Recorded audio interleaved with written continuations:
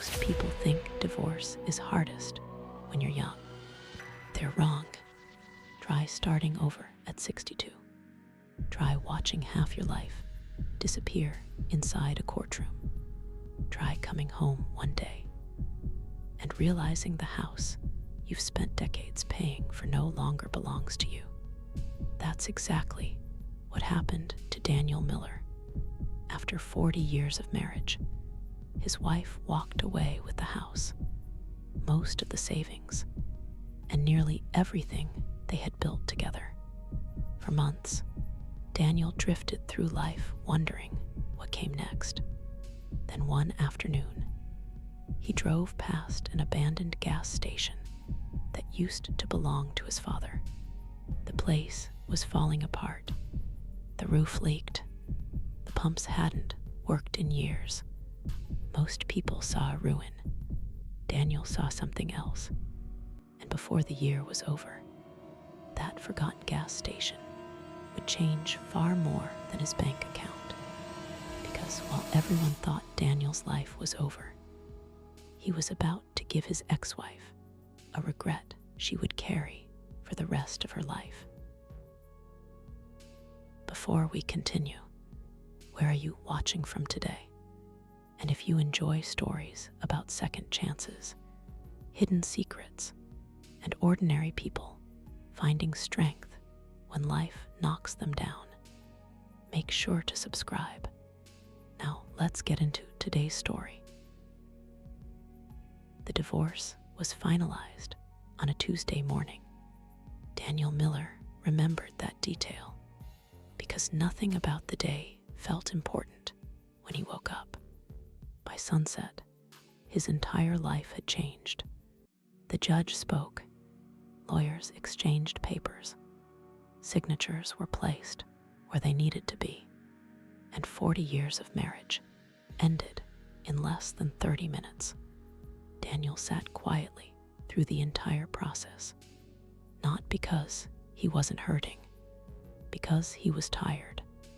Tired of arguments, tired of accusations, tired of spending years trying to save something that had already died. Across the courtroom, his wife never looked at him. Margaret Miller, the woman he had loved since he was 22 years old, the woman he had worked beside, built a family with, sacrificed for. Now she looked at him like he was a stranger. When everything was over, she stood up and walked out without saying goodbye. Just like that, 40 years gone. Daniel remained seated for several minutes after everyone left. The courtroom slowly emptied. The silence felt heavier than any argument they had ever had. Eventually, his lawyer placed a hand on his shoulder. Daniel nodded. "I'm all right." It was a lie. Both men knew it, but neither bothered discussing it. Some wounds weren't fixed by talking. 3 days later, Daniel found himself driving through the mountains with nowhere in particular to go. The house was gone. Margaret had kept it. Most of the savings were gone too. The settlement had left him with enough money to survive for a while, but not enough to start over comfortably. At 62 years old, starting over wasn't something he had planned for. Most people his age were thinking about retirement, grandchildren, vacations. Daniel was trying to figure out where he would sleep next month. Rain tapped softly against the windshield. The sky hung low over the mountains. Everything felt gray. The weather, the road, his future. The truck climbed another winding curve before Daniel suddenly slowed. Something familiar appeared ahead. He hadn't seen it in years. The old gas station, his father's gas station. The faded sign still stood beside the road. Barely, rust covered most of the metal, Half the letters had fallen away. Weeds grew through cracks in the concrete. The building looked smaller than he remembered. Older, tired, just like him. Daniel pulled onto the gravel shoulder and shut off the engine. For a long moment, he simply sat there, looking, remembering. His father had owned the station for almost 30 years, back when this road carried far more traffic, back when travelers stopped for fuel, coffee, and conversation, back when Daniel was a boy. He remembered sweeping floors, cleaning windows, watching his father help stranded drivers. The station never made much money, but his father loved it. When his father died nearly 30 years ago, Daniel couldn't bring himself to keep the business running. Life got busy. Marriage, children, work, responsibilities. The station closed, and time slowly buried it. Now it sat abandoned beside the mountain road, like a forgotten memory. Daniel stepped out of the truck. Cold air greeted him immediately. The gravel crunched beneath his boots. Every step toward the station felt strange, almost like walking toward a ghost. The front door hung crooked on one hinge. One window was broken. The roof sagged noticeably. Yet despite everything, something about the place felt alive. Not physically, emotionally, like it was waiting. Daniel couldn't explain why. The old key still worked. Barely. The lock fought him before finally giving way. The door creaked open. Dust floated through narrow beams of sunlight. The smell hit him instantly. Old wood, oil, time. The interior looked exactly as he expected. Forgotten. Shelves leaned against walls. An ancient cash register sat near the counter. A calendar from 20 years ago still hung near the office door. Daniel walked slowly through the station, touching things, remembering things. 1,000 childhood memories returned all at once. His father laughing with truck drivers, road maps spread across the counter, late nights repairing engines, summer afternoons selling cold drinks. For the first time in months, Daniel felt something besides sadness. He felt connected to something larger than himself. A sudden noise interrupted his thoughts. Daniel turned. A loose piece of metal rattled outside. Wind, nothing more. Still, his pulse quickened. The station felt isolated. The nearest town sat almost 15 miles away. Most people barely used this road anymore. Standing alone inside the abandoned building, Daniel realized how truly alone he was. No wife, no home, no clear future, just an old truck and a forgotten gas station. Strangely enough, the realization didn't hurt as much as he expected, because for the first time since the divorce, nobody expected anything from him. No arguments, no expectations, no disappointments, just silence. Daniel spent the next hour walking around the property. The fuel pumps stood frozen in time. The repair garage behind the station looked even worse. The roof had partially collapsed. Tools rusted where they lay. Nature had slowly reclaimed everything. Most people would have seen a disaster, a demolition project, a money pit. Daniel saw something different. He wasn't sure what yet, but he felt it. The sun was beginning to set when he finally returned to the office. The desk still sat against the far wall. His father's desk, the same one Daniel remembered from childhood. He ran his fingers across the surface. Dust covered everything, yet one corner seemed cleaner than the rest. Strain. Daniel leaned closer. The wood looked slightly different there, almost newer, as if someone had repaired it years ago. Curious, he pushed aside an old stack of papers. Then he noticed something else, a small groove hidden beneath the desk. His frown deepened. He crouched lower. The groove wasn't accidental. Someone had carved it intentionally. Daniel slid his fingers into the narrow opening. Something clicked. A hidden compartment slowly popped open. For several seconds, Daniel simply stared.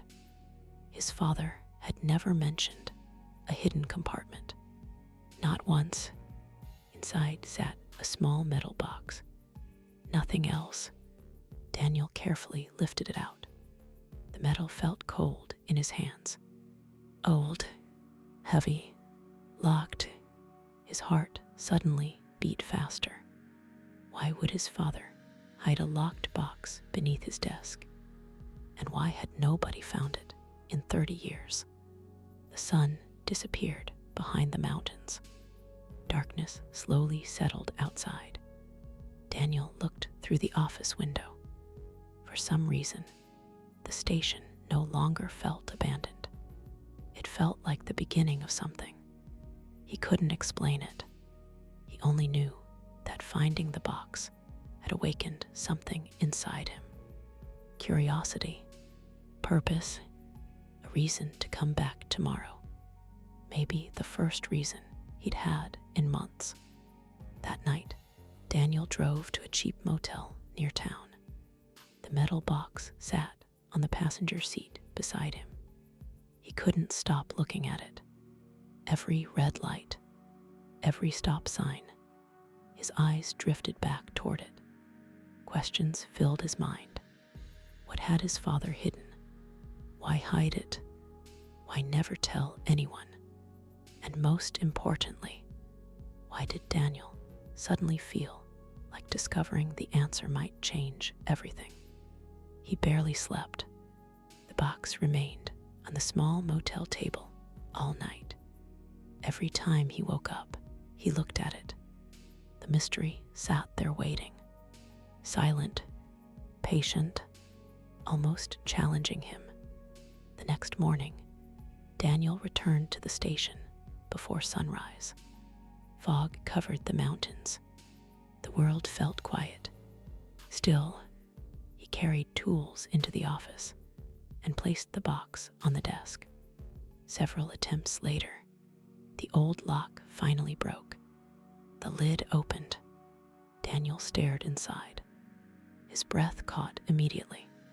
There wasn't money, no jewelry, no deeds, nothing like that. Instead, there was a photograph, a very old photograph. 3 men stood together in front of a government building. One was his father. Daniel recognized him instantly. The second man wore a suit Daniel didn't recognize. The third man should have been standing between them, but someone had carefully cut his face out of the picture. Only the body remained. The missing face left a jagged hole in the photograph, almost as if somebody wanted the man erased completely. Daniel slowly turned the picture over. Words were written on the back. 4 simple words, written in his father's handwriting. If they find this, run. Daniel froze. The office suddenly felt colder. Outside, wind rattled the loose sign near the road. Inside, silence filled every corner of the room. His father had been dead for nearly 30 years. Yet somehow those 4 words felt less like a message from the past and more like a warning that had just arrived.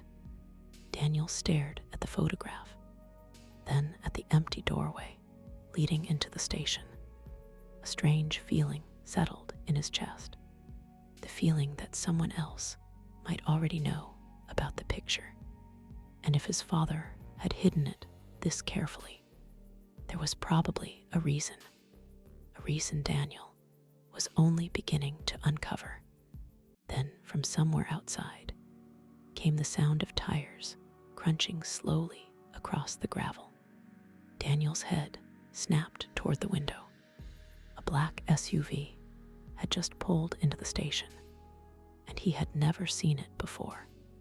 The black SUV rolled to a stop 20 feet from the station.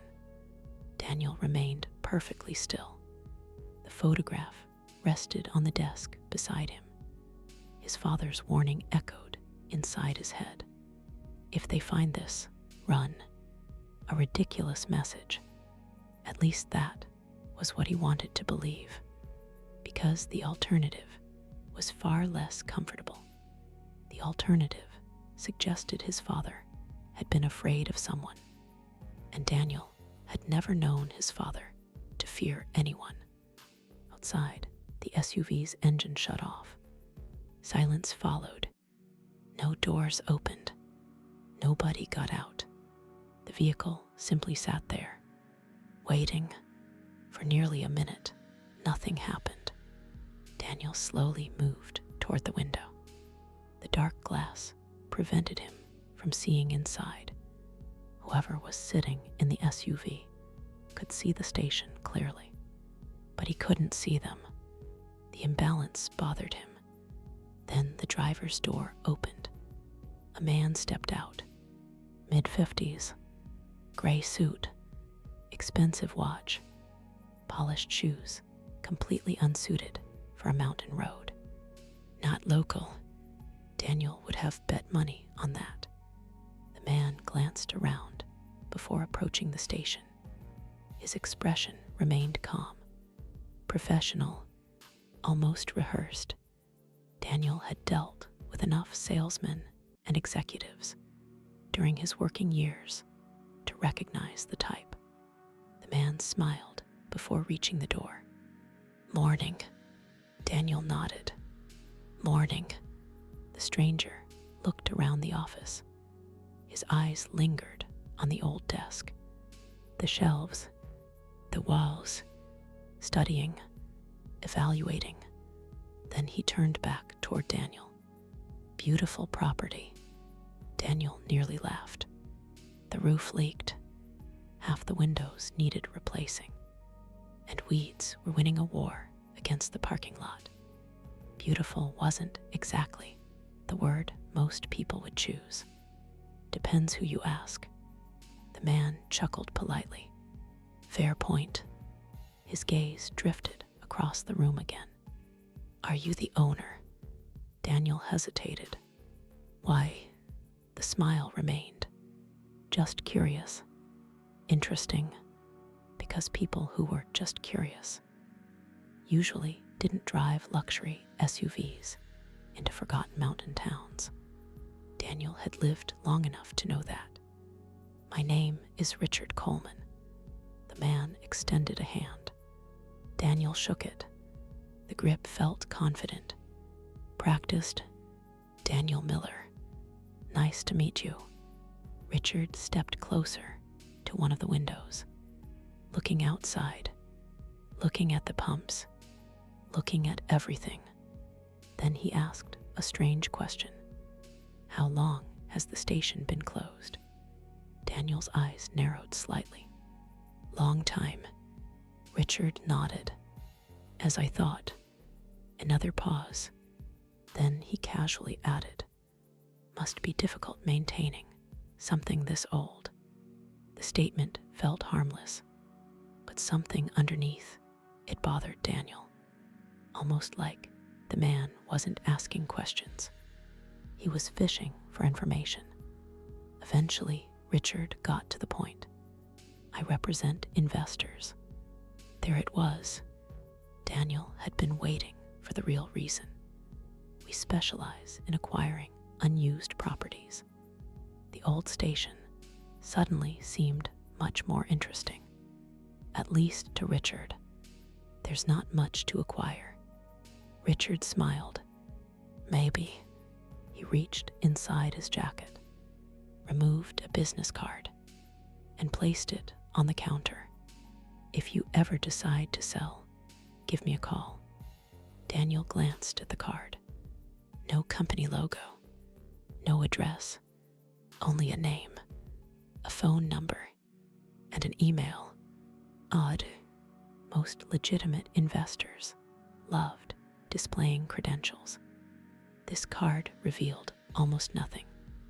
Richard headed toward the door, then stopped. He turned back. One more thing. Daniel waited. The man looked directly at him. The property has been abandoned for a long time. A pause. Then, sometimes old places are better left untouched. The smile remained, but the warmth behind it disappeared. For the first time, the conversation felt less friendly, more like advice, or maybe a warning. Then Richard left. The SUV disappeared down the road minutes later, leaving Daniel alone with an uncomfortable feeling. The station felt different after that. He couldn't explain why. Nothing had changed. The building remained exactly the same. Yet the silence no longer felt peaceful. It felt watched. Daniel returned to the photograph. The cutout face bothered him. The warning bothered him. Now Richard Coleman bothered him too. The timing felt wrong. How often did investors randomly appear at abandoned gas stations, especially one nobody had cared about for 20 years? By noon, Daniel had convinced himself he was overthinking everything. Divorce had left him emotionally exhausted. Maybe his imagination was filling in gaps that didn't exist. Maybe the photograph meant nothing. Maybe Richard really was just an investor. Maybe. Then Daniel discovered the second compartment. He wasn't looking for it. He was cleaning. The office desperately needed it. Dust covered every surface. Old papers filled drawers. Broken equipment cluttered shelves, while moving the desk away from the wall. One leg caught on something beneath the floorboards. Daniel frowned. The desk shifted. A section of wood moved slightly. Not much, but enough. His pulse immediately quickened. He knelt beside the desk, examining the floor. One plank looked different. Older, less worn, almost intentionally placed. Daniel grabbed a crowbar, carefully lifted the board, and froze. There was another hidden space underneath. This one was larger, far larger, enough room for documents, boxes, almost anything. Yet only one object remained inside. A leather journal. Daniel lifted it out slowly. Dust covered the cover. The leather felt cracked with age. When he opened it, his breath caught. The first page contained his father's handwriting. Without question, the same handwriting from the photograph. The same handwriting that wrote the warning. May 3rd, 1987. If you're reading this, then something has gone wrong. I pray it's not what I think. But if it is, then you deserve answers. Daniel stared. His heart pounded. The station disappeared around him. The world disappeared around him. Only the journal existed. He sat in the old office chair and continued reading. Page after page, line after line. His father's voice seemed to come alive. Not through sound, through words. The journal wasn't a diary. Not exactly. It read more like a record. Observations, Meetings, names, locations, concerns, warnings. Then Daniel reached a name he recognized. Governor Thomas Whitaker. Daniel frowned. The governor from the photograph. The man standing beside his father. Why would his father know a governor? The question lingered as he kept reading. Then another sentence stopped him cold. Thomas says, "We're getting too close. Marcus thinks we should stop digging. I think they're already watching us." Daniel reread the passage. Digging, watching, what exactly had they been investigating? Suddenly, the entire journal became more important. Hours passed. The sun crossed the sky. Daniel barely noticed. The deeper he read, the stranger everything became. His father wasn't describing gas station operations. He wasn't discussing business. He was documenting something else, something secret, something dangerous. Then he found a page, ripped completely out. Another several pages later. Another missing section. Then another. Someone had intentionally removed parts of the journal. Not damaged. Removed. Carefully. Purposefully. The realization unsettled him. Because his father wasn't alive to remove them. Which meant someone else had. Who and when? A sudden sound outside interrupted his thoughts. Daniel immediately looked toward the window. A pickup truck had stopped near the pumps. An elderly man stepped out. Local. Daniel recognized him vaguely. The man entered the station. His expression brightened. Daniel. Daniel stood. Frank. The old man's eyes widened. I'll be damned. They shook hands. Frank Keller, one of the last people Daniel remembered from his childhood. Frank used to run a hardware store in town. I heard somebody was poking around the old station. Frank laughed. Didn't think it'd be you. The conversation flowed naturally, easier than Daniel expected. For the first time in months, he spoke to someone who remembered him before the divorce, before adulthood, before life became complicated. Then Daniel casually showed him the photograph. Everything changed. Frank's smile vanished instantly. His face turned pale. For several seconds, he simply stared. Then he whispered, "Where did you get this?" Daniel felt ice crawl through his stomach. Why? Frank looked toward the windows, toward the door, toward the road, as if making sure nobody else was listening. Then he lowered his voice, because that picture shouldn't exist anymore. Silence. Daniel's pulse quickened. What do you mean? Frank swallowed. The man whose face was cut out. A pause. Then he disappeared 30 years ago. The room suddenly felt smaller.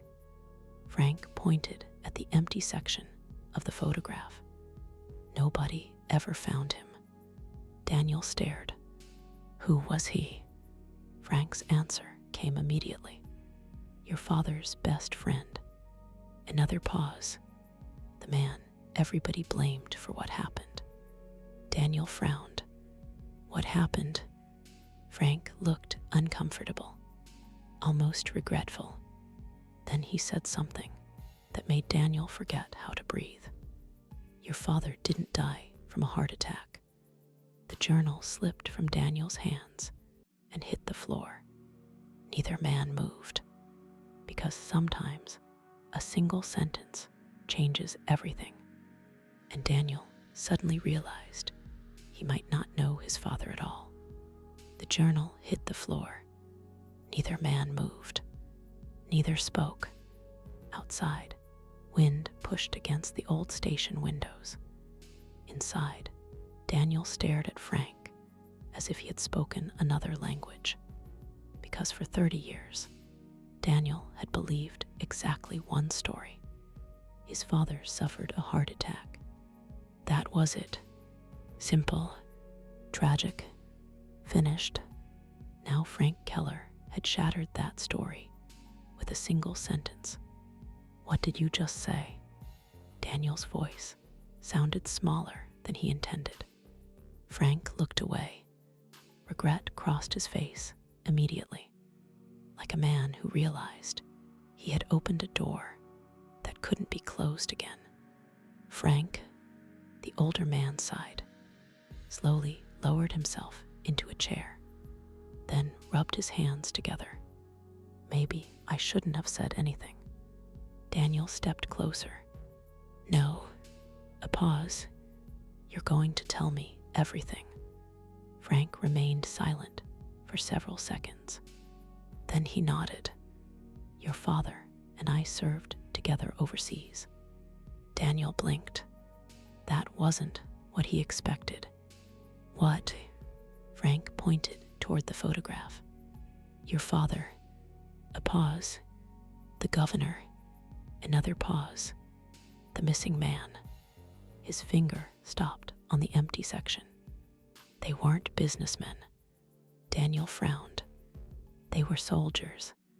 The room suddenly felt colder, because his father had never spoken about military service. Not once, not a single story, not a single photograph. Nothing. "You sure?" Frank laughed bitterly. "I was there." Silence settled again. Then Frank continued. After they came home, they stayed close. He pointed at the governor. Thomas Whitaker went into politics, then toward the missing man. Marcus Hale went into private security, finally toward Daniel's father.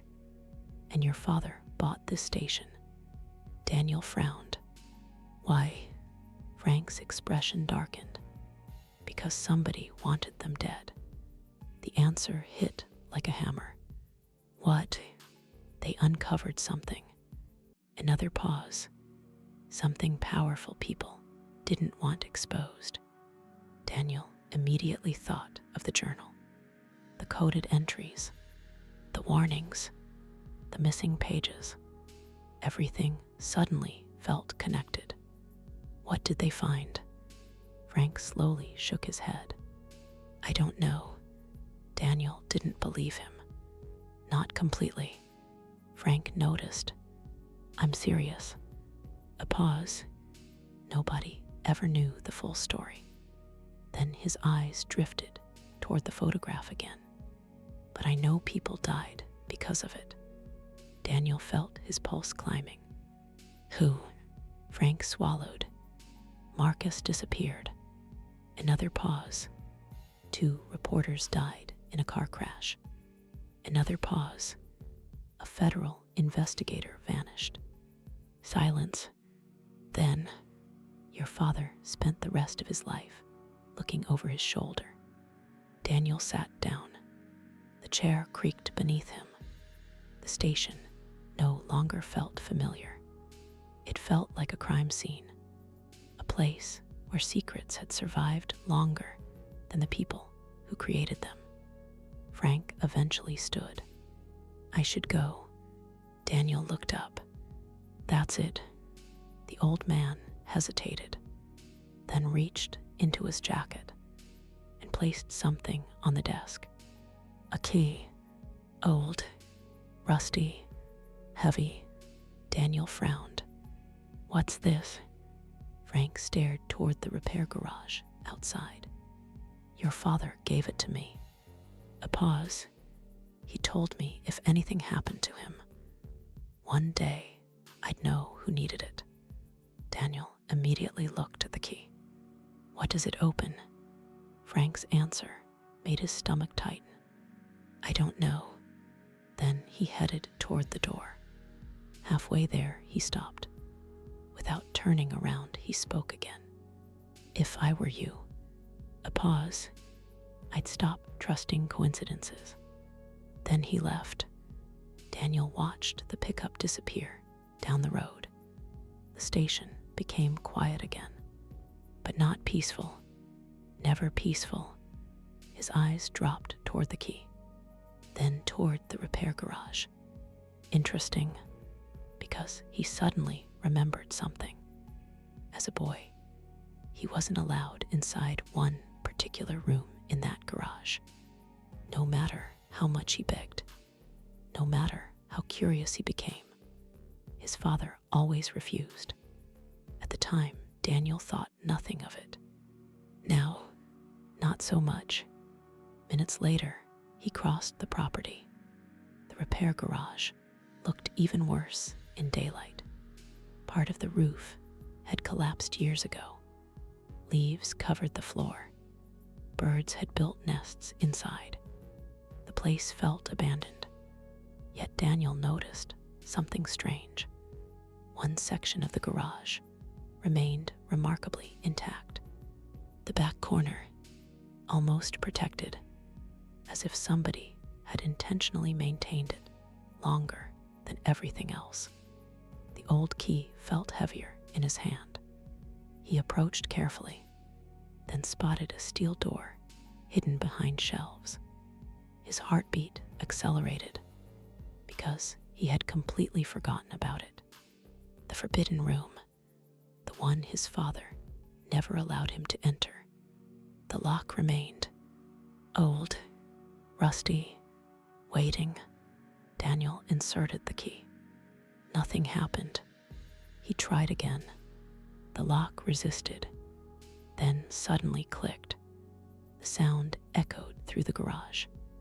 For a moment, he simply stared. 30 years. 30 years that door had remained closed. Now it stood inches from opening. Daniel slowly pulled it open. Darkness greeted him. A stale smell drifted outward. The room wasn't large, maybe 12 feet by 12 feet. No windows, concrete walls, dust everywhere. At first glance, it appeared empty. Then Daniel noticed the shelves. Dozens of boxes, carefully stacked, protected, preserved, unlike everything else. His pulse jumped because somebody had gone to great lengths to keep this room hidden. He opened the nearest box. Documents, hundreds of them, photographs, maps, letters, newspaper clippings. The deeper he looked, the stranger everything became. None of it related to the gas station. Instead, it focused on companies, contracts, government projects, land purchases, construction deals, and one name appeared repeatedly: Blackridge Development Group. Daniel had never heard of it. Yet, according to the documents, his father spent years investigating it. Why? The answer arrived moments later. Inside another folder, at the very top, sat a photograph. Several men shaking hands. One face made Daniel freeze. He knew him immediately. Not from childhood, from television. Senator Arthur Bishop, one of the most powerful politicians in the country. Daniel stared. His father had photographs of a senator hidden inside a secret room. What exactly had he been involved in? Then he noticed something written beneath the image. 3 words: "Follow the money." His father's handwriting again. The phrase repeated across multiple folders. Follow the money. Follow the money. Follow the money. Almost like an obsession, Daniel spent hours reading. The picture slowly emerged. Blackridge Development had won dozens of government contracts decades earlier. Roads, ports, airfields, military projects, billions of dollars. Yet, according to his father's notes, huge portions of that money disappeared, vanished, redirected through shell companies, fake organizations, accounts that didn't officially exist. The amount reached staggering levels, hundreds of millions, possibly more. Daniel finally leaned back. His father wasn't investigating a local scandal. He was investigating something enormous, something national. Then he found the final box. Unlike the others, it was locked. No key, no label, nothing interesting, because people don't lock things unless they matter. A lot. Daniel was about to force it open when he heard something outside. Voices, several voices. His body immediately stiffened. Nobody should have been here, especially not this deep into the property. Slowly, he moved toward the garage entrance and froze. 3 men stood near the gas pumps. One of them wore a suit. Richard Coleman, the investor. The other 2 looked different. Larger, harder, security, or something close to it. Daniel stepped behind a support beam. Listening, Richard looked around calmly, then spoke. "He's finding things." One of the larger men frowned. "How much?" Richard glanced toward the garage. "Enough to become a problem."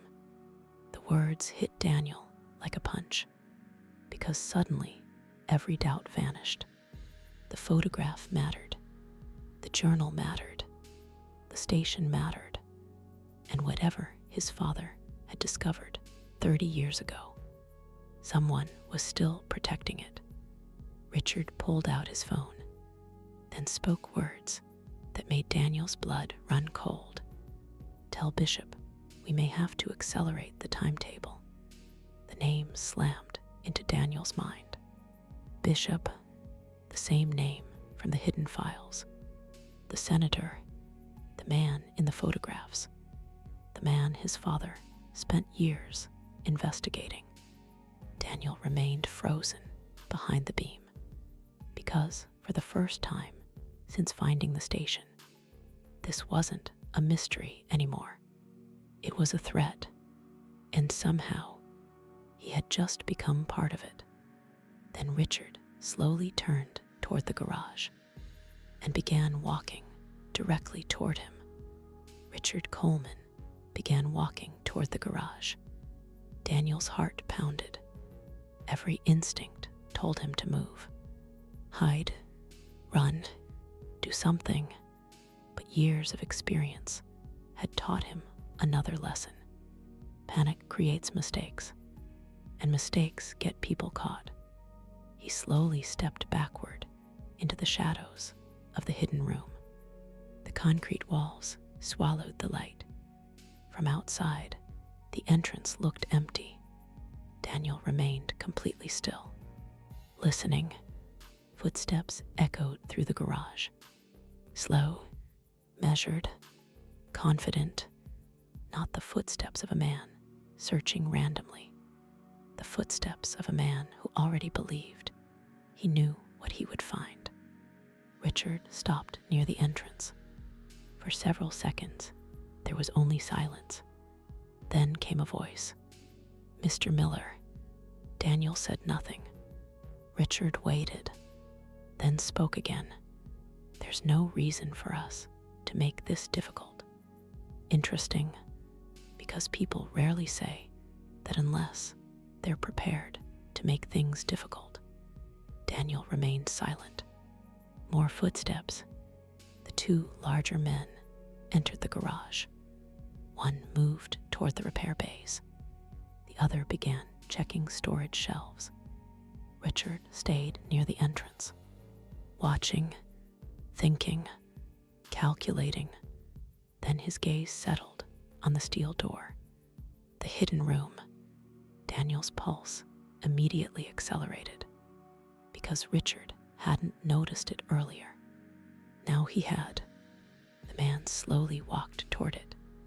Every step felt louder than the last. Daniel tightened his grip around a rusted wrench he had found nearby, not because he planned to fight, because holding something helped control the adrenaline. Richard stopped at the doorway, looked inside. His expression changed instantly. The calm businessman disappeared. For the first time, Daniel saw genuine emotion, concern. Then Richard entered the room. His eyes moved across the boxes, the documents, the open folders, and finally, the empty spaces where Daniel had already removed several files. Richard cursed under his breath. One of the larger men stepped forward. "Problem?" Richard didn't answer immediately. Instead, he picked up a folder, flipped through several pages, then threw it back down. "He's been reading." The words echoed through the room. Daniel stayed motionless. Then Richard said something that changed everything. "We should have burned this place 30 years ago." Silence. Daniel felt his stomach tighten. 30 years. The same time frame appearing again. The same period connected to his father. The same period connected to Marcus Hale's disappearance. The same period connected to Senator Bishop. Nothing about that number felt accidental anymore. One of the larger men crossed his arms. "What now?" Richard thought for a moment, then looked around the room. "We find him. Simple, direct, cold, not the words of a businessman, the words of a man used to solving problems." The realization settled heavily inside Daniel. Richard Coleman wasn't an investor, never had been. The investor story was simply the first lie.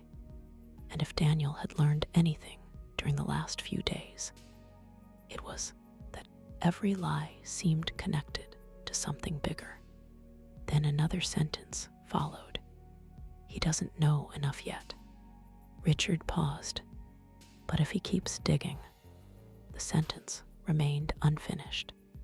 It didn't need finishing. Everyone understood the implication, including Daniel.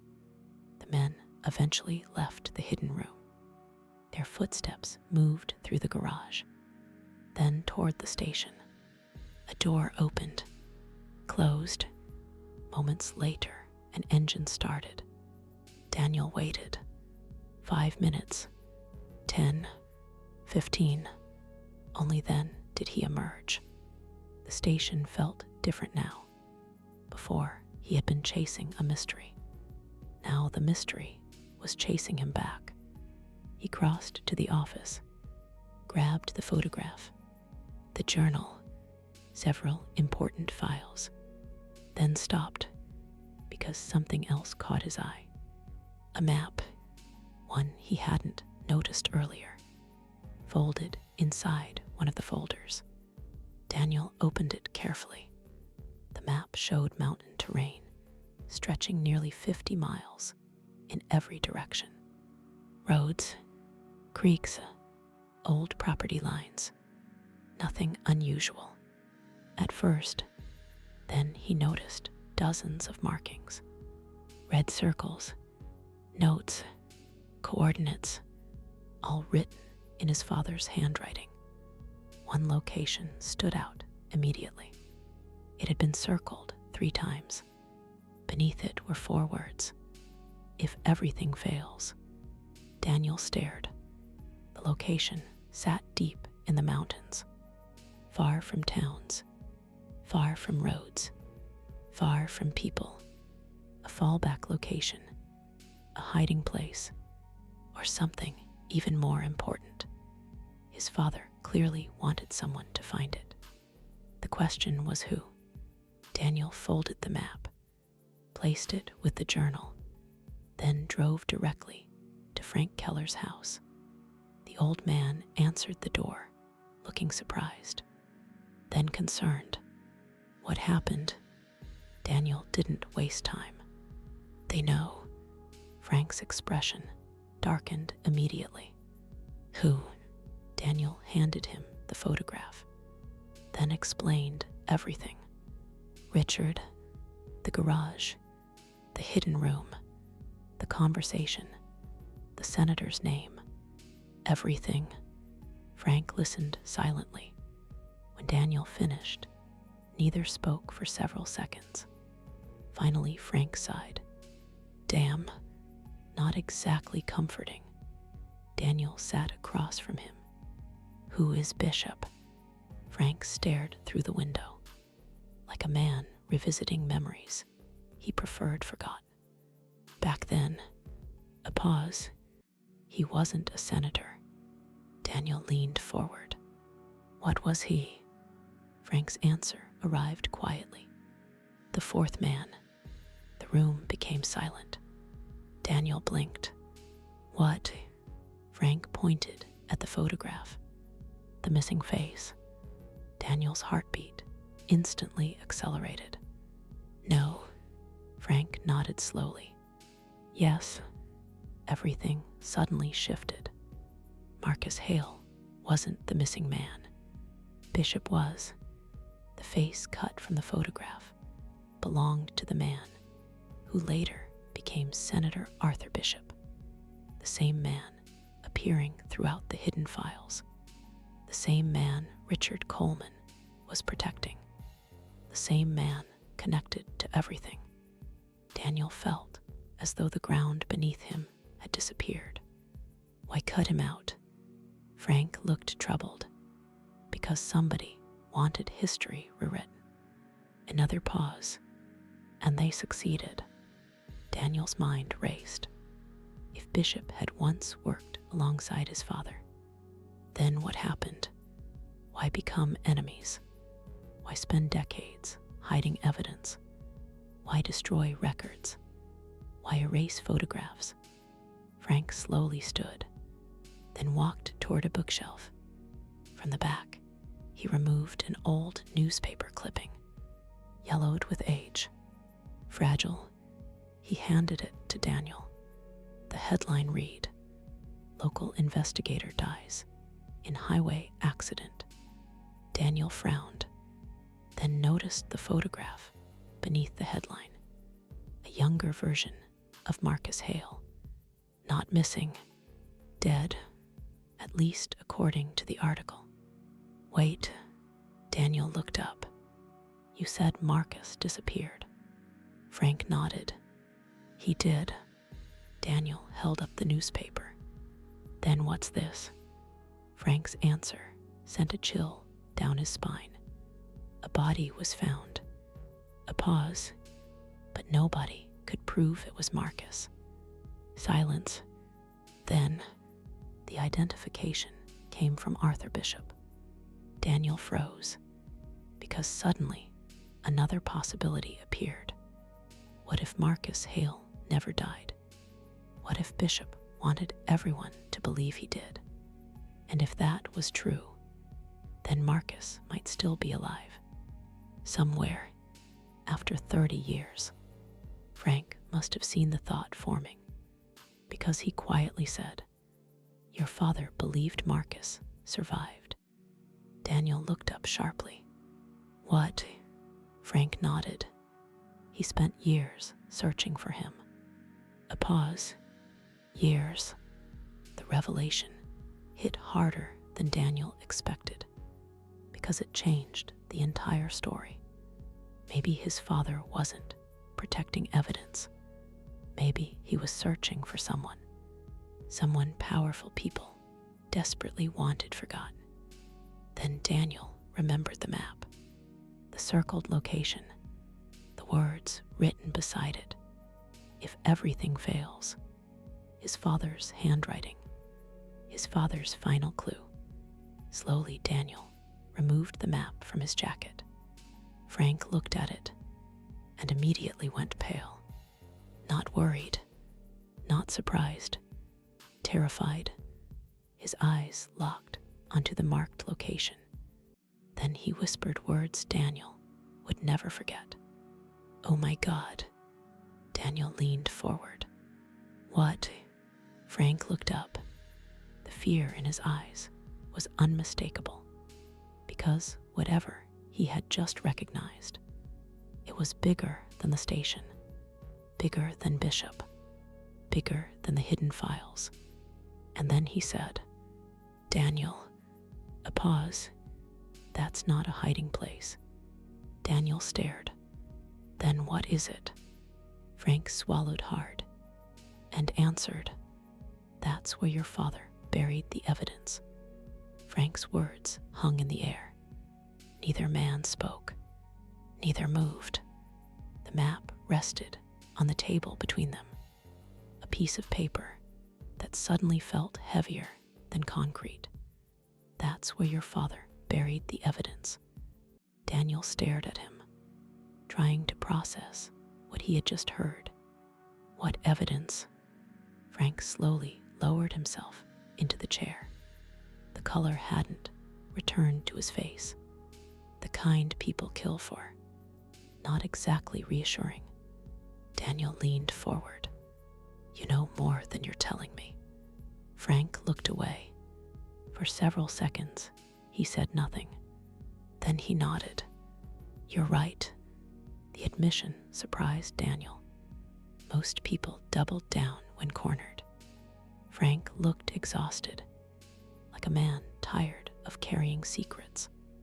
When your father started investigating Blackridge development, he thought he was exposing financial fraud. A pause. He was wrong. Daniel listened carefully. It wasn't about money. Another pause. It was about power.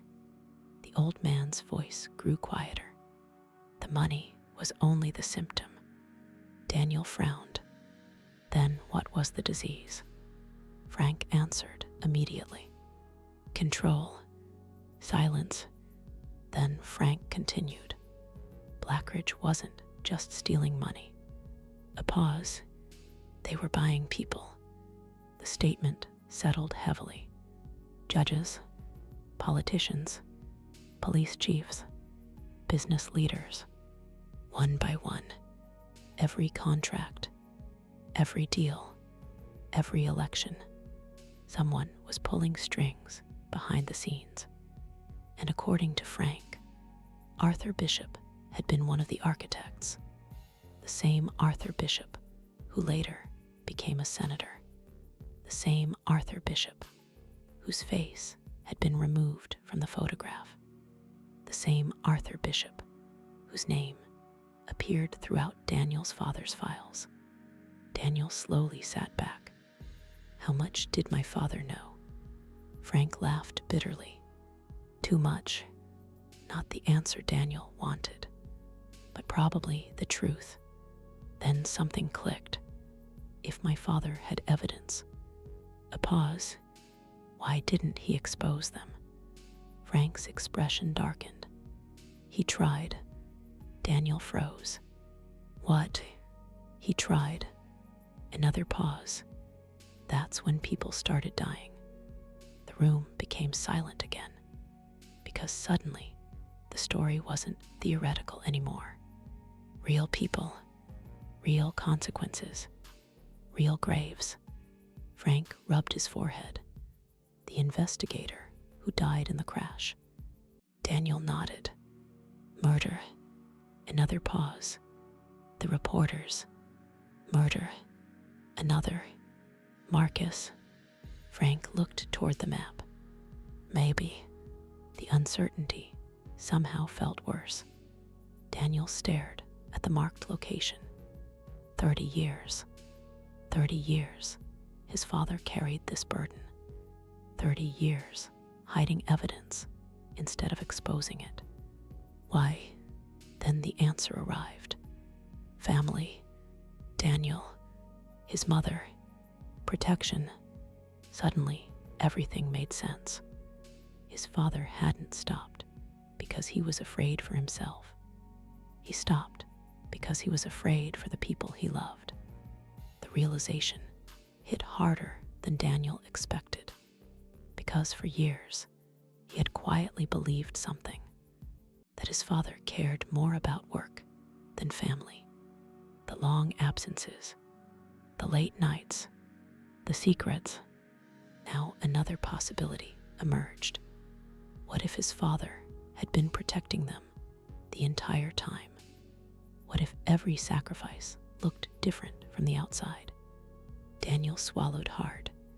The emotion surprised him. Not sadness, regret, years of misunderstanding. A man who could no longer defend himself. Then Frank pointed at the map. "You need to go there." Daniel looked up. Today, interesting, because Frank had spent the entire conversation warning him. Now he was pushing him forward. What changed? The old man didn't hesitate. "Richard Coleman." A pause. "He knows you're digging." Another pause. And once men like that start moving, they don't stop. Daniel knew he was right. The station wasn't hidden anymore. The mystery wasn't hidden anymore. Someone knew, which meant time mattered. A lot. An hour later, Daniel loaded supplies into the truck. Food, water, flashlights, tools. The mountains waited beyond town. Quiet, ancient, uninterested in human problems. The marked location sat nearly 20 miles from the nearest paved road. Even in good conditions, it would take hours. The weather wasn't helping. Dark clouds gathered above the ridges. Rain threatened again. Still, Daniel left. The truck climbed deeper into the mountains. Trees grew thicker. Roads grew narrower. Civilization slowly disappeared behind him. For the first time since the divorce, he wasn't thinking about Margaret. Interesting, because losing everything had felt like the biggest event of his life. Now it barely occupied space in his mind. A hidden truth had replaced an old wound, and for the first time in years, Daniel felt something dangerous. Purpose. The journey took longer than expected. Several roads no longer existed. Others had collapsed from years of neglect.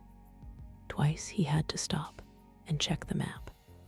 His father's markings guided him forward, like a conversation happening across decades. By late afternoon, he reached the final trail. The truck couldn't continue. The terrain became too rough. Daniel parked, grabbed his backpack, and continued on foot. The forest swallowed him almost immediately. Branches stretched overhead. The air smelled damp. Birdsong echoed through the trees. For a while, nothing happened. Then he found the first marker, a carved symbol on an old pine tree. Small, easy to miss. His father had left it there. Daniel somehow knew. Another marker appeared farther ahead. Then another, a trail hidden in plain sight. Someone had planned this route carefully. Hours passed. The forest grew steeper. The light faded.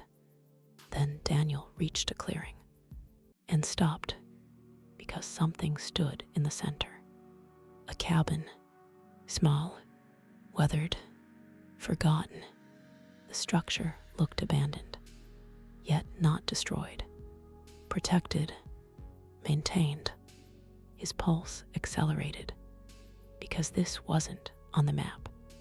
The marked location wasn't just a location. It was a destination. Someone expected people to find this place. Daniel approached cautiously. The front door stood closed. No vehicle, no smoke, no movement, silence. Then he noticed something strange. Fresh footprints. His heart immediately tightened. Not old, fresh, very fresh. Someone had been here recently. Maybe today. Daniel followed them. The tracks circled the cabin, then disappeared behind it. Interesting, because whoever made them wasn't exploring. They knew exactly where they were going. Daniel slowly reached the door, opened it. The cabin interior remained surprisingly clean. A table, a fireplace, a bed, a bookshelf. Simple, functional. Then he spotted the photograph, framed on the wall. His breath caught because he recognized the man immediately.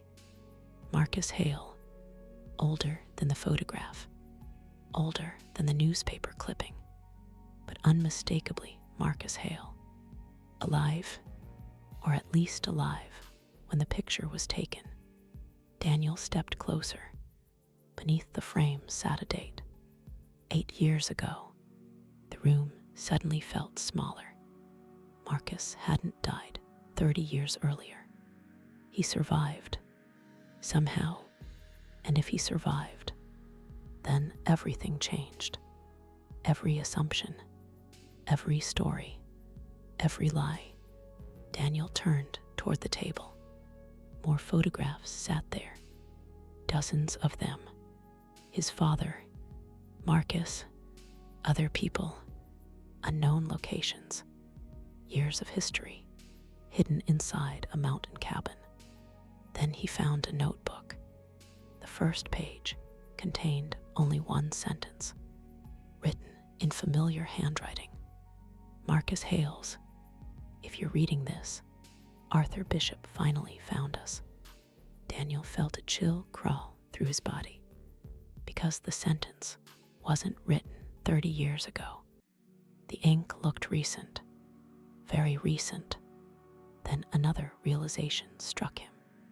The footprints outside, fresh, the clean cabin, the maintained supplies, the recent notebook. Someone had been living here, recently, maybe extremely recently. Then a floorboard creaked behind him. Daniel spun around and froze. A man stood in the doorway, holding a rifle. Gray hair, weathered face, scar across his jaw. Older, but unmistakable, because Daniel had spent days staring at photographs. And even after 30 years, some faces never completely change. The man lowered the rifle slightly, then spoke words Daniel never expected to hear. You have your father's eyes. Daniel's pulse exploded, because standing in front of him, very much alive, was Marcus Hale. You have your father's eyes. The words hung in the air. Daniel stared at the man. The rifle, the scar, the weathered face, the photographs, everything pointed to the same impossible conclusion. Marcus Hale was alive. For several seconds, neither man moved.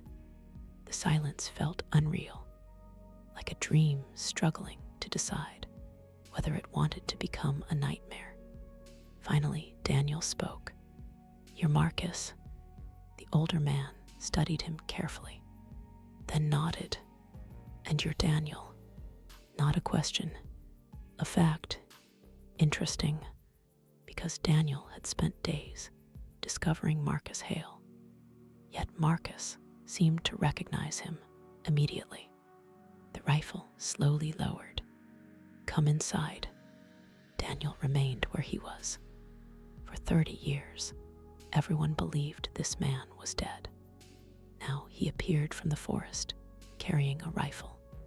Trust wasn't automatic. Marcus noticed. Fair, a faint smile appeared. Your father had the same problem. Something about that answer felt genuine. Daniel slowly relaxed. Not completely, just enough. Marcus entered the cabin, placed the rifle against the wall, then sat across from him. The resemblance to the younger photographs remained obvious. Older, harder, but unmistakable.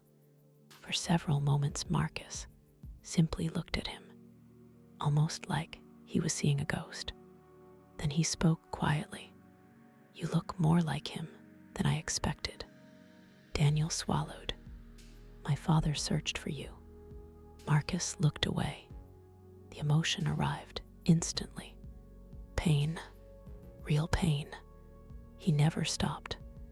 The answer hit harder than Daniel expected, because for the first time since this journey started, somebody was talking about his father as a man rather than a mystery. What happened? Marcus leaned back slowly. The question clearly carried decades of history. Finally, he answered. Arthur Bishop happened. The name again. Every road seemed to lead back to Bishop. Marcus stared toward the fireplace. Back then, we thought we were doing the right thing. A pause. Maybe we were. Another. Maybe we were stupid. Daniel waited. The old man continued. 34 years earlier, 4 men had discovered something hidden inside government infrastructure projects. Money. At first, that was all. Missing money. Huge amounts of it. But when they followed the trail, they discovered something worse. The money wasn't being stolen. It was being invested. Invested into influence, into elections, into judges, into corporations, into future power. The projects were simply the funding source. The real goal was control. Daniel listened carefully. The pieces finally started connecting. Blackridge Development, the politicians, the hidden files, the dead investigators. Everything belonged to the same machine. Then Marcus delivered the first major shock. Arthur wasn't leading it.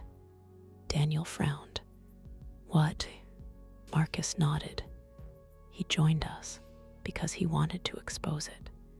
Silence, because that wasn't what Daniel expected. Every clue pointed toward Bishop being the villain. Marcus saw the confusion. At first, he was one of us. A pause. Then he got ambitious. And there it was.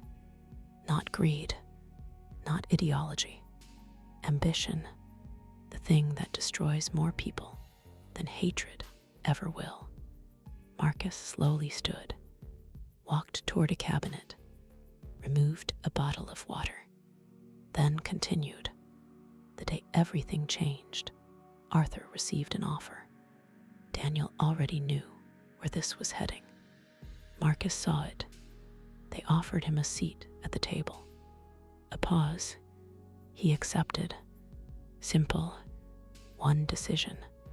One moment. And everything fell apart. The years that followed became a nightmare. Investigators died. Witnesses disappeared. Evidence vanished. Then came the betrayal. Arthur handed over the names. Every single name. Marcus, Daniel's father, everyone involved. The hunt began immediately. Daniel sat silently, because this wasn't corruption anymore. This was war, a quiet war, hidden beneath ordinary life. Then another question emerged. My father. Marcus looked up. What about him? Daniel hesitated. Did he know? Marcus understood immediately. Did he know Arthur betrayed them? The answer came quietly, before anyone else. Daniel's chest tightened, because he suddenly realized something. His father had carried this burden alone. The knowledge, the danger, the fear. For years, Marcus walked toward a shelf, retrieved an old envelope, placed it on the table. Daniel recognized the handwriting instantly. His father's. His hands trembled slightly as he opened it. Inside was a letter, addressed to Marcus. Not long, not dramatic, just honest. The words hit Daniel harder than anything else he had found. His father wrote about regret, not fear, not anger. Regret. He regretted missing birthdays, school events, family dinners. He regretted the distance that secrecy created between himself and his son. Then came a sentence that forced Daniel to stop reading. If Daniel ever finds the truth, tell him I loved him more than any mission. Silence filled the cabin. Daniel lowered the letter. For years, he had believed something. That work mattered more. That investigations mattered more. That everything mattered more. Now those assumptions cracked apart. His father knew exactly what he was sacrificing and hated every second of it. Marcus quietly looked away, giving him privacy, a kindness Daniel appreciated. Several minutes passed. Then Marcus spoke again. We have another problem. The shift in tone immediately caught his attention. What? Marcus pointed toward the notebook. If you're here. A pause. Then Bishop knows you're close. Daniel remembered Richard Coleman. The station, the threats, the hidden room. Marcus nodded. They'll come. No uncertainty, no doubt, just certainty, because men like Bishop didn't survive 30 years by leaving loose ends. Then something unexpected happened. Marcus smiled, not happily, dangerously. The difference is a pause. They think they're hunting an old man. Daniel frowned. What do you mean? Marcus laughed softly. The sound carried no humor, only experience. Then he opened another cabinet. Inside sat military equipment, hidden carefully, preserved carefully. For decades, Daniel stared. Maps, communication gear, weapons, supplies. The cabin wasn't a hiding place. It was an operating base, a prepared position, a contingency plan. Marcus saw the realization. Your father planned for this. Another pause. 30 years ago, Daniel felt another chill, because suddenly he understood something terrifying. His father never expected the threat to disappear. He expected it to return. Eventually, and he prepared accordingly. Then Marcus walked toward the wall, removed a large map, spread it across the table. Dozens of locations marked. Routes, safe houses, storage sites. Years of preparation, years of patience, years of waiting. Daniel stared. His father hadn't been hiding. He had been building a way to finish the fight one day. Then Marcus pointed toward a red mark near the state capitol. That's where Bishop keeps everything. Daniel looked closer. What is it? Marcus answered immediately. The archive. The word sounded important, because it was.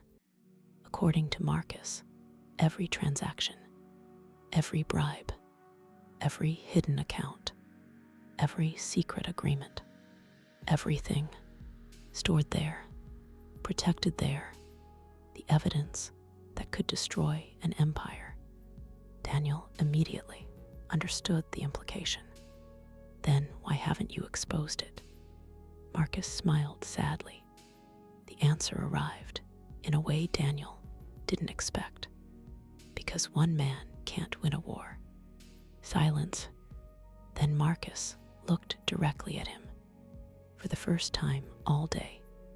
To might, the cabin suddenly felt much smaller because the journey had changed. This wasn't about understanding the past anymore. It was about deciding the future. And before Daniel could answer, a sharp crack echoed from outside. Both men reacted instantly. Marcus moved first. Years disappeared from his body. The old man became something else, something dangerous. Another shot shattered one of the cabin windows. Glass exploded across the floor. Daniel instinctively dropped behind the table. Marcus grabbed the rifle, then looked toward the forest. His expression hardened immediately because he recognized exactly what was happening, and the words that left his mouth confirmed it. They found us. Outside, engines roared through the mountains. Not one, not two, several, coming fast, coming directly toward the cabin. And for the first time in 30 years, Arthur Bishop had finally come to finish what he started. They found us. The words barely left Marcus's mouth before another shot ripped through the cabin. Glass exploded across the floor. Wood splintered from the wall behind them. Whoever was outside wasn't warning them. They were trying to kill them. Marcus dropped beside the window. Not panicked, not rushed, focused, the kind of focus that only comes from surviving situations exactly like this. Daniel watched him carefully. For the first time, he understood why his father trusted this man. Marcus looked outside briefly, then ducked back down. 4 vehicles. A pause. Maybe 5. Another. More coming. Daniel's stomach tightened, because this wasn't Richard Coleman showing up with threats. This was an operation. Professional, organized, prepared. Marcus immediately moved toward a cabinet, removed a second rifle, then tossed it toward Daniel. Daniel caught it awkwardly. Marcus noticed. You know how to use it. Daniel nodded. His father taught him years ago, back when life still made sense. Interesting, because those lessons suddenly mattered. Outside, engines stopped. Doors slammed. Voices echoed through the trees. Then silence. The worst kind. The kind before violence. Marcus crouched beside another window. They're spreading out. Daniel moved carefully beside him. The forest surrounded the cabin from every direction. Tall pines, dense undergrowth, limited visibility, perfect terrain for an ambush. Then Daniel noticed something. Nobody was rushing the cabin. Nobody was attacking. They were waiting. Marcus noticed too. A dangerous smile appeared. They want us alive. Daniel frowned. How do you know? Marcus pointed toward the trees. If they wanted us dead. A pause. The cabin would already be burning. Fair point. Then a voice echoed through the forest. A loudspeaker. Professional. Controlled. Marcus Hale. The voice belonged to Richard Coleman. Interesting, because men like Richard usually stayed behind desks. Apparently not today. Come outside. Silence. Then, nobody else needs to die. Marcus laughed. actually laughed. The sound surprised Daniel, not because it was funny, because it sounded familiar, the same way his father used to laugh whenever someone insulted his intelligence. Marcus shook his head. 30 years. A pause, and they're still using the same lines. Richard continued, "We know Daniel Miller is with you." Silence. Neither of you can escape. Another pause. "This ends today." Marcus looked toward Daniel, then said something unexpected. "No." Daniel frowned. "What?" Marcus smiled. "This doesn't end today." Another pause. "It starts today." The confidence confused Daniel until Marcus moved toward a section of the cabin floor, then lifted a rug. A hidden trapdoor appeared. Daniel stared. Of course, a hidden room, a hidden garage, a hidden compartment. Apparently secrecy ran through every part of this story. Marcus opened the hatch. A tunnel. Daniel blinked. A real tunnel, running beneath the cabin. Marcus grabbed supplies, weapons, documents, the notebook, the photographs, everything important, then pointed downward. Move. Outside, Richard's patience was disappearing. Last chance. Marcus ignored him. The two men entered the tunnel. The hatch closed above them. Darkness swallowed everything. For several seconds, only their footsteps echoed. Then Marcus switched on a flashlight. The tunnel stretched surprisingly far. Concrete walls, reinforced supports, ventilation shafts. This wasn't improvised. It had been built carefully, years earlier. Again, his father planned everything.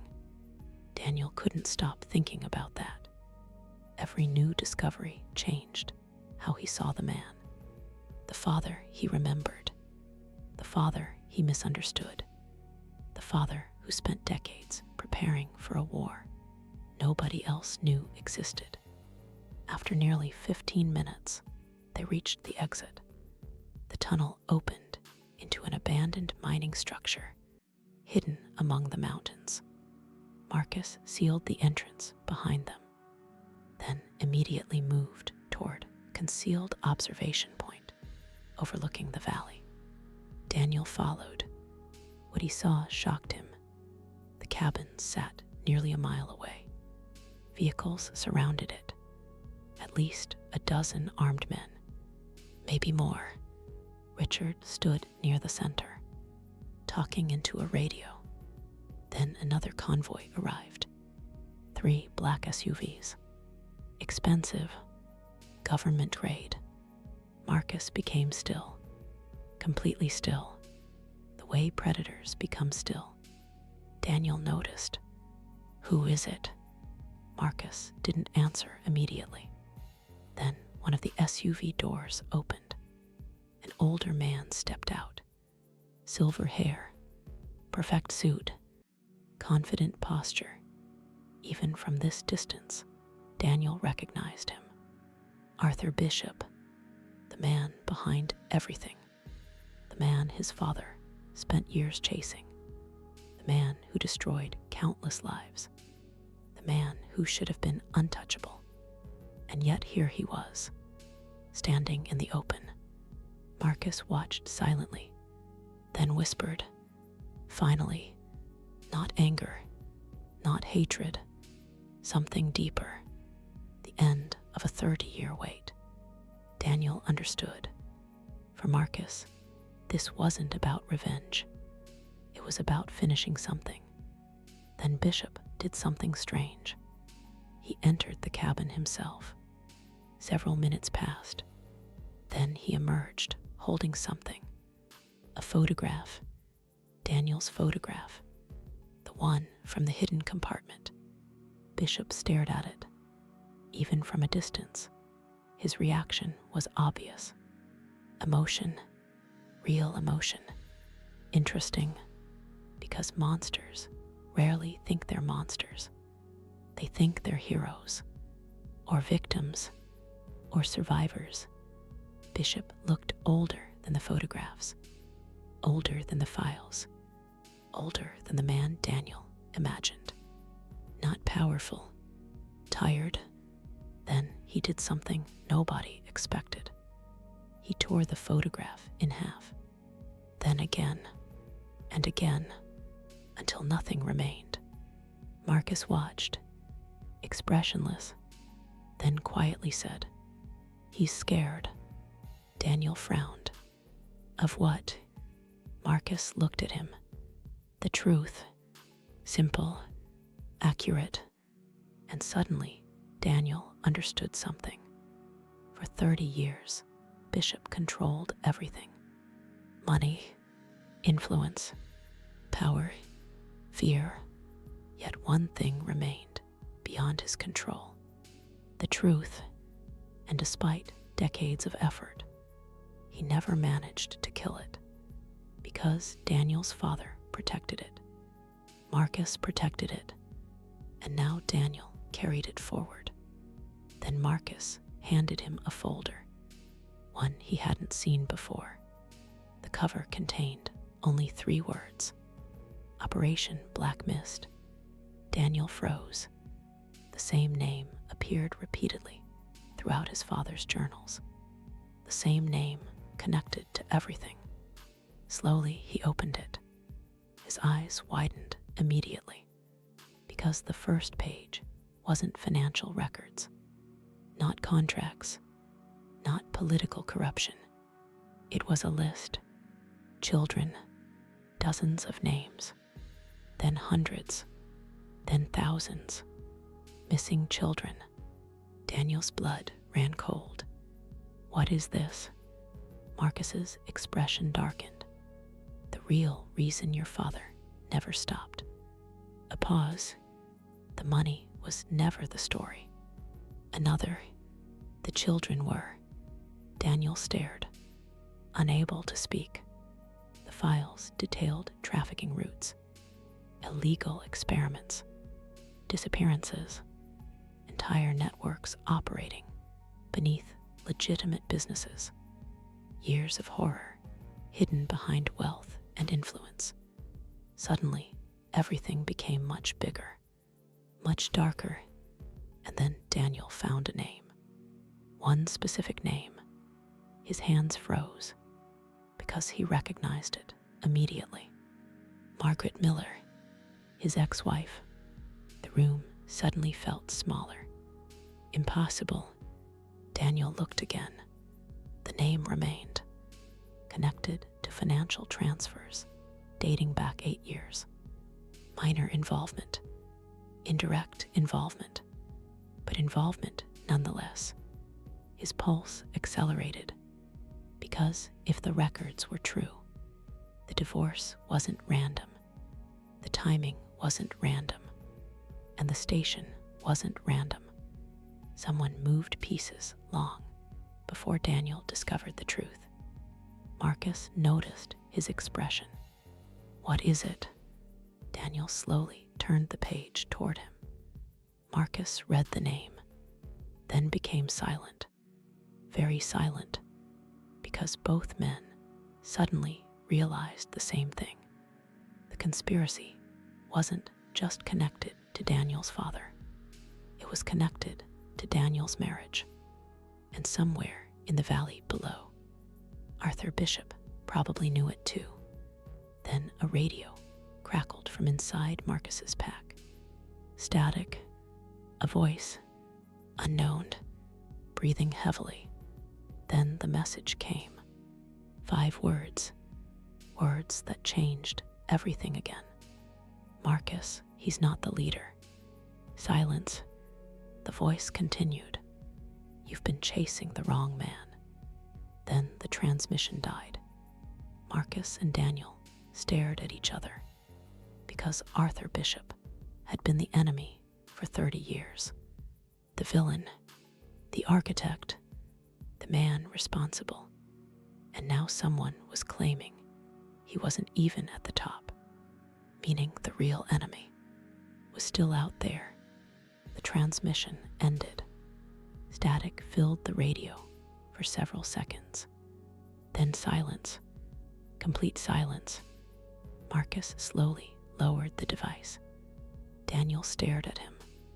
Neither spoke, because the implication was impossible to ignore. For 30 years, Arthur Bishop had been the target, the enemy, the architect, the man responsible for everything.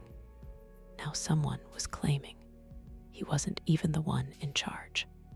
Interesting, because suddenly Bishop looked less like a king and more like a servant. The realization unsettled Marcus more than Daniel. Daniel noticed immediately. For the first time since meeting him, Marcus looked uncertain, not afraid, uncertain, the kind of uncertainty that comes when a man discovers he may have spent 30 years fighting only part of a war. Finally, Marcus spoke. There's only one person who could know. Daniel frowned. Who? Marcus looked toward the valley, toward the cabin, toward Arthur Bishop. Him. The answer made sense, because if Bishop wasn't at the top, then Bishop knew who was. And right now, he was closer than he had been in 30 years. Marcus stood. We're ending this. Daniel followed immediately. No debate, no hesitation, because whatever happened next would decide everything. The evidence, the truth, his father, the station, everything. An hour later, darkness began covering the mountains. The men moved carefully through the forest. Below them, lights surrounded the cabin. Vehicles remained parked around the clearing. Armed men stood guard. Richard Coleman paced near the entrance, clearly frustrated. The cabin search had produced nothing, because Marcus had planned ahead decades earlier. Interesting, because the more Daniel learned about his father, the more he realized something. His father never expected to win quickly. He expected to survive long enough for the truth to survive too. And somehow, it had. Marcus studied the area, then pointed toward a supply tent. Bishop. Daniel followed his gaze. The senator sat alone. Interesting, because powerful men rarely sat alone, especially not men surrounded by armed security. Yet Bishop looked isolated, almost abandoned. Marcus noticed it too. Something's wrong. Daniel agreed, because the man didn't look victorious. He looked defeated. Then another convoy arrived. 3 black vehicles, different from the others. No government plates, no company logos, no markings. The guards reacted immediately. Not relaxed, not welcoming, nervous, very nervous. Interesting, because men carrying rifles don't usually get nervous unless someone more powerful has arrived. The rear door opened. A woman stepped out, mid-60s, silver hair, elegant suit, calm expression. Daniel had never seen her before. Marcus froze, actually froze. The reaction shocked Daniel, because Marcus Hale wasn't a man easily surprised. Yet the color drained from his face. Then he whispered, "No." Daniel looked at him. "Who is she?" Marcus answered quietly. The reason everything happened. Silence. Then, Evelyn Cross. The name meant nothing to Daniel. The reaction meant everything, because suddenly Arthur Bishop wasn't the most important person in the clearing anymore. The woman walked directly toward him, and something unbelievable happened. Arthur Bishop stood, not out of respect, out of fear, real fear, the kind Daniel had never seen in a powerful man before. Interesting, because fear reveals hierarchy, and Arthur Bishop looked terrified. The pieces finally clicked. The radio message, the missing answers, the hidden leadership. Evelyn Cross wasn't working for Bishop. Bishop worked for her, the real architect, the real survivor, the real enemy. Marcus slowly exhaled. 34 years. A pause. She was hiding in plain sight. According to Marcus, Evelyn Cross built the financial structure behind Blackridge. She created the shell companies, the hidden accounts, the political networks.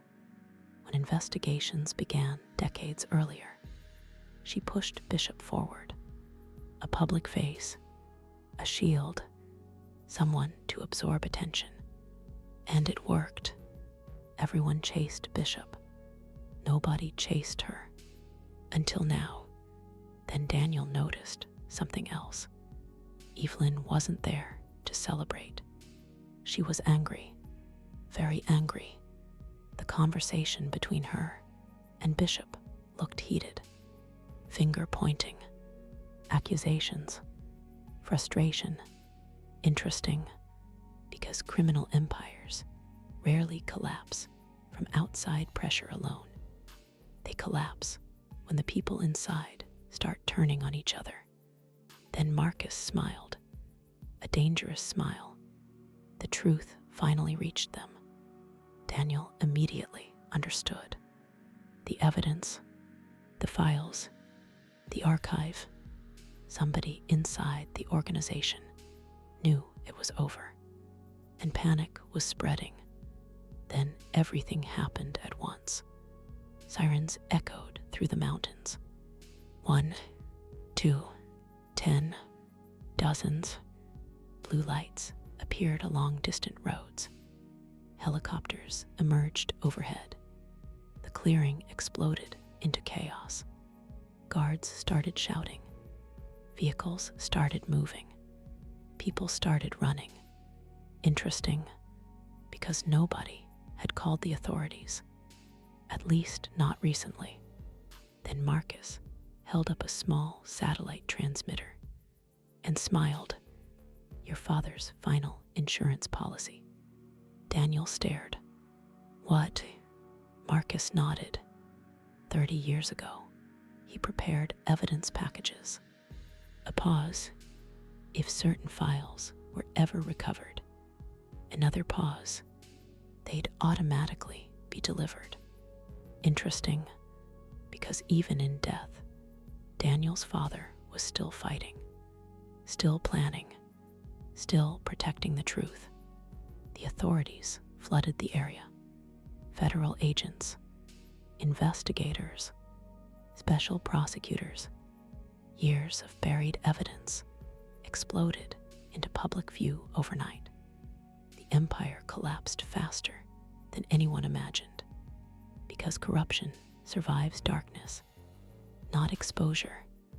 Evelyn Cross was arrested before reaching her vehicle.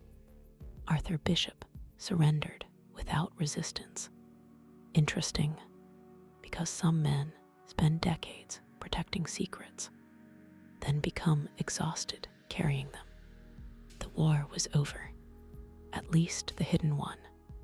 Weeks later, the story dominated national headlines. Political resignations followed. Corporate executives disappeared into courtrooms. Investigations spread across multiple states. Families finally received answers. Missing person cases reopened. Victims finally had names. And through it all, one name appeared repeatedly. Daniel's father. William Miller, the gas station owner, the man everyone overlooked, the man who spent decades protecting evidence, the man history almost forgot. Months later, Daniel stood outside the restored gas station. The transformation felt unreal. New pumps, fresh paint, working garage, busy diner, travelers stopping daily. Life, real life, not because of money, because of purpose. The town slowly returned. Businesses reopened. Tourists arrived. Jobs appeared. The station became the heart of the community again, just like it had been during his father's time. Then came the final surprise. A letter, one of hundreds recovered from the archive, addressed to Daniel, written by his father, years before his death. Daniel sat alone in the office before opening it. His hands trembled slightly. The letter wasn't long. His father wrote about mistakes, regrets, missed moments. Then came the sentence that broke Daniel completely. If you're reading this, it means I wasn't there long enough to explain everything. A pause, but I need you to know something. Another, the greatest thing I ever built wasn't the station. Daniel's eyes blurred. Then he read the final line. It was you. For a long time, he simply sat there. The office remained silent. The same office where everything began. The same office where he found the photograph. The warning, the truth. Interesting, because Daniel originally came back to the station after losing everything. The marriage, the house, the future he thought he wanted. Now he finally understood. Losing those things wasn't the end of his life. It was the beginning of the life he was supposed to find. 1 year later, the station held its grand reopening celebration. Not a huge event, not a spectacle, just neighbors, travelers, families, people sharing stories. Exactly the kind of gathering his father would have loved. Across the crowd, Daniel noticed a familiar face. Margaret, his ex-wife, standing quietly near the edge of the property, watching, not angry, not bitter, regretful. For a moment, their eyes met. Neither spoke. They didn't need to, because some lessons don't require words. Margaret once believed she was leaving behind a broken old man with nothing left. Instead, she had walked away from the strongest chapter of his life. Daniel smiled politely, then returned to his guests, returned to the station, returned to the future. And as the sun settled behind the mountains, illuminating the restored sign his father once hung decades earlier, Daniel finally realized something. The abandoned gas station had never been his inheritance. The truth was, and that truth had given him something far more valuable than money: a purpose, a legacy, and a second chance.